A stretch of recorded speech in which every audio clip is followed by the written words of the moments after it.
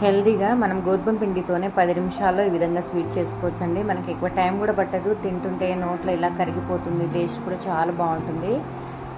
Half cup నెయ్యి వేసుకున్నాను. నెయ్యి కొంచెం ఎక్కువే పడుతుందండి. నెయ్యి హీట్ అయిన తర్వాత 1 కప్పు గోధుమ పిండి, హాఫ్ కప్పు శనగపిండి వేసుకున్నానండి. మంచిగా గ్యాస్ సిమ్లో పెట్టుకొని ప్రాసెస్ చేసుకోవాలండి.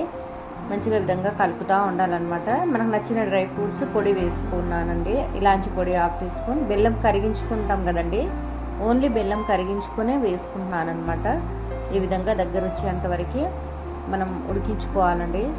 గ్యాస్ సిమ్లో పెట్టుకొని విధంగా ఉడికించుకున్న తర్వాత ఒక ప్లేట్కి నెయ్యి అప్లై చేసి విధంగా మీకు నచ్చిన విధంగా షేప్ కట్ చేసుకోవచ్చండి. లడ్డూలా కూడా చుట్టుకోవచ్చు. పైన మీకు నచ్చిన విధంగా డ్రై ఫ్రూట్స్ వేసుకోవచ్చు. ఇలా నేను వేసుకున్నట్టు కూడా వేసుకొని ఈ విధంగా పీసెస్లా కట్ చేసుకొని తింటే చాలా బాగుంటుందండి. మనకి ఇప్పుడు రాఖీ పండుగ వస్తుంది కదా, అలాంటప్పుడు కూడా మనం హెల్తీగా ఇంట్లోనే చేసుకోవచ్చు. చాలా బాగుంటుంది.